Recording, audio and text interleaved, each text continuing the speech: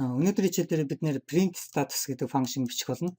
Үүнийг бичихдээ бид нэр if statement гэдэг зүйлийнхаа syntax-ыг үзэж дуусгах болно. Print status гэдэг function маань юу хийх вэ гэхээр одоо энд ажиллуулаа үзье. Өнгөний код авна. Энд би жишээлбэл green гэдэг ногоон гэдэг өнгөний код өгөх юм бол ногоон өнгө нь success, улаан өнгө нь danger, аюултай. Тэгээд шар өнгө нь warning гэсэн одоо team status-ыг одоо энэ дэлгэцэн дээр принтэрлэх нь энэ function-ыг хийх ажил. Тэгэхээр бид нэр одоо ингэж бичиж болно. If color тэнцүү green бол right success. Хэрвээ одоо нэг copy гэсэн үг. Дахиад copy дод. Энэ улаан байх юм бол danger. Энэ yellow байх юм бол өнгөний код нь одоо yellow байх юм бол warning. Одоо энэ function-гийн хийх ажил бол ерөөсөө энэ. Одоо параметр ажиллуулаад харах юм бол ногоон гэдэг print status ногоон гэдэг тэнгүүд энэ маань success амжилттай боллоо гэдэг энэ function ажиллаж байна. Гэхдээ энийг одоо бид нэр debugger модоор ажиллуулаад харъя. Print status гэдэг энэ function руу орсон. Color ногоон энэ хоёр ижилхэн үү гэсэн ч үнэн принтэрлэн. Тэнгүүдэд параметр одоо үргэлжлээ ажиллаж байна. Дахиад үүнийг шалгаад ногоон улаан мөн үү гэсэн ч үгүй, дахиад энэ шар мөн үү гэсэн ч үгүй. Тэгээ ингээд void энэ print status гэдэг энэ function маань дууссан байгаа. Энд миний нэг засахыг хүсэж байгаа зүйл нь юу вэ гэхээр одоо энд би ногоонгийн өнгийг олчихсан байхад энэ хоёр бол ямар ч ажиллах шаардлагагүй. Өөрөөр бол одоо тэгэх юм бол одоо ажиллуулахыг хүсэхгүй байх юм бол return гэдэг энд одоо бичиж бас болно. Гэхдээ бид нэр энэ ард байгаа кодыг ажиллуулахыг хүсчээвэл одоо яг жишээлбэл энд down гэдэг энэ function одоо statement-ыг ажиллуулахыг хүсчээд тэгэхээр энд return гэж бичих юм бол одоо энэ бол хизээч ажиллахгүй болчихно. Тэгэд return гэдгийг авсан тохиолдолд энд хоёр хэрэггүй үйлдэл хийгдээд байна гэсэн үг. Энэ хоёр хэрэггүй үйлдэлийг яаж байхгүй болгох вэ одоо гэж үзэх юм бол else if гэж байгаа. Тэр маань болохоор одоо энэ if гэдгийн хооронд else if гэж бичнэ гэсэн. Тэнгүүд энэ хоёр маань одоо нэг condition хэрвээ энэ худлаа одоо энэ condition шалгана. Энэ худлаа болоод false болсон тохиолдолд дараагийн энэ condition шалгана гэсэн үг. Хэрвээ энэ үнэн болсон тохиолдолд үүнийг шалгаад авах шаардлагагүй энэ дотор байгаа statement ажиллаад шууд дараагийн мөрнөөс параметр ажиллана гэсэн үг. Одоо параметр debugger модоор ажиллуулаад харъя. Хэрвээ ногоон мөн бол одоо энэ манд ажилласан. Энэ үнэн гэдэг энэ statement одоо энэ блок код дотор бол ороод ирсэн байна. Энэ success гэдэг одоо принтерсэн.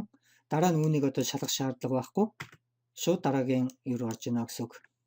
Тийм учраас бид нэр дараагийнх нь ч гэсэн одоо яг өмнө шиг адилхан бичиж чинь гэсэн үг. Else if одоо ингэсэн тохиолдолд энэ бол ямар ч одоо хэрэггүй хийхгүйгээр шууд дараагийнхаа мөр рүү орно гэсэн үг. Хэрвээ би энд одоо жишээлбэл danger гэж ирээд улаан. Тэгээ параметр danger down одоо параметр ажиллаад дуусчихна. Debugger модоор ороод ажиллах юм бол энэ ногоон color гэдэг нь ногоон мөн үү гэсэн чинь биш байсан. Дараагийн if condition одоо шалгаж энэ color гэдэг нь red улаан уу гэсэн чинь мөн байсан. Тэнгүүд энэ danger printer-лээ дахиж энийг шалгах шаардлагагүй гэсэн. Шууд одоо энэ color гэдэг нь энэ statement ажил дуусаад дараа нь down гэдэг дараагийн мөр рүүгээ шууд өсөрч чинь. Тэгээ параметр ажиллаад дуусаа. Харах юм бол энэ danger down.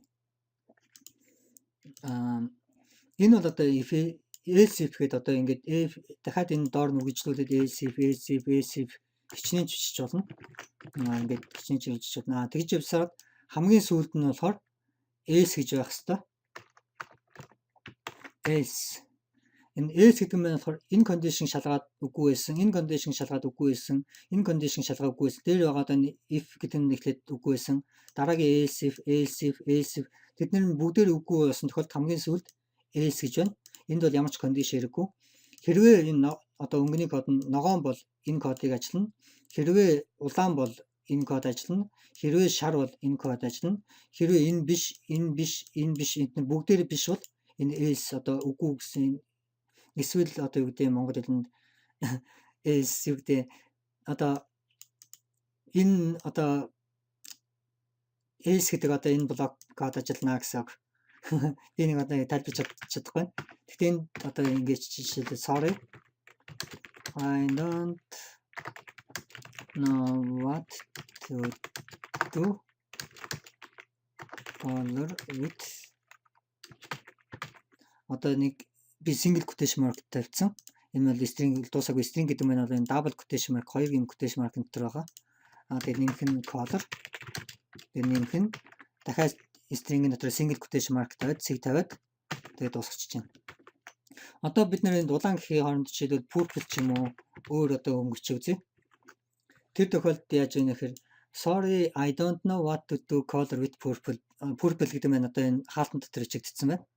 Тэгээд sorry би одоо энэ ягаан purple гэдэг өнгөөр юу гэхээ мэдэхгүй байна гэдэг одоо парамен дуусч байна гэсэн. Else гэдэг бол одоо энэ биш тохиолдолд бус одоо бүх тохиолдолд одоо энэ else гэдэг бол үргэлж ажиллана гэсэн үг. Одоо purple биш би нэг blue гэж бичих юм бол адилхан. Sorry I don't know what to color with blue. Үүнийгээр yellow болгочих юм бол одоо энэ statement нь ажиллаад үнэн боцсон учраас дахиж эднэр мань ажиллахгүй шууд одоо дууснаа гэсэн үг. Одоо парам ажиллуулангууд warning done. Done гэдэг нь бол одоо энд байгаа. Энэ if statement энэ мань одоо бүгдээ нэг statement гэсэн үг. Эдгээрийн аль нэг нь л ажиллана гэсэн condition ашиглаад. Ингээд одоо if statement гэдэг зүйлийн одоо syntax нь бол ингээд бүрэн одоо syntax нь энэ. Одоо бид нэр одоо if statement гэдэг зүйлийг үзээд дуусчлаа гэсэн үг бүтэн. Дараагийн хичээлээр бид нэр switch statement гэдэг зүйлийг үзэх болно. Яг энэ парама яг ижилхэн зүйл хийдэг парамыг хамаагүй бага тэмдэгтэр бид нэр switch statement гэдэг зүйлийг ашиглаж одоо яг энэ парамаар дахиж бичнэ гэсэн үг. Тэр бол за тэгээ баяр та.